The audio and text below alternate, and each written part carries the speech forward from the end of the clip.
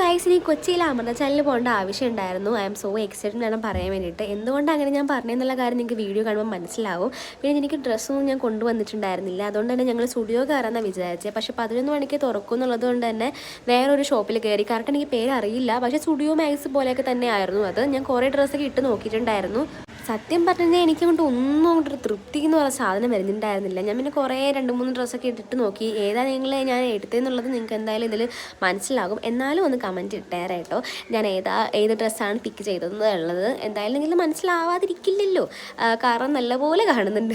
പിന്നെ ഞങ്ങൾ നേരെ അമൃത ചാനലിൽ പോയി.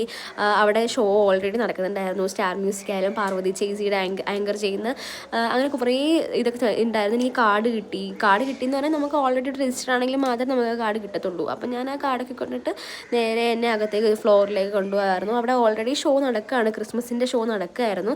പിന്നെ അവിടെയുള്ള പ്രൊഡ്യൂസർ ആൾക്കാർക്കായാലും എല്ലായിടത്തും സംസാരിച്ച് കുറേ നേരം. എനിക്കൊരു പുതിയ പ്രൊജക്റ്റ് വരുന്നുണ്ട്, അപ്പോൾ അതിൻ്റെ കാര്യങ്ങൾ ഡിസ്കസ് ചെയ്യാൻ വേണ്ടിയിട്ടായിരുന്നു പോയിട്ടുണ്ടായിരുന്നത്. അതിനുശേഷം ഞങ്ങൾ നേരെ ഇങ്ങോട്ടേക്ക് ഇറങ്ങിയിട്ടുണ്ടായിരുന്നു. ഇറങ്ങി എനിക്ക് ഒരു സ്ട്രോബെറി, ഞാൻ ഇങ്ങനെ വരാൻ നേരത്ത് സ്ട്രോബെറി വെക്കുന്ന കുറേ ആൾക്കാരെ കണ്ടിട്ടുണ്ടായിരുന്നു. അപ്പോൾ എനിക്ക് ആദ്യമൊന്നും നിർത്താൻ പറ്റിയില്ല. പിന്നെ ലാസ്റ്റ് ഞാൻ പറഞ്ഞ് നിർത്തിച്ച് പോയി വാങ്ങിയിട്ടുണ്ടായിരുന്നു. എല്ലാം ഭയങ്കര വലിയ സ്ട്രോബെറി.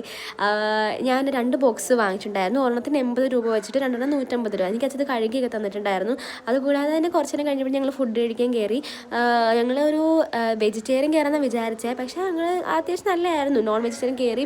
ഞാൻ ബിരിയാണി ഓർഡർ ചെയ്തു, അവർ ഊണാണ് ഓർഡർ ചെയ്തത്. എനിക്ക് പക്ഷേ കുറച്ചും കൂടി ഇഷ്ടപ്പെട്ടത് അവരുടെയാണ്. കാരണം കക്ക, പിന്നെ ഞണ്ട്, കുറേ ഇതൊക്കെ ഉണ്ടായിരുന്നു.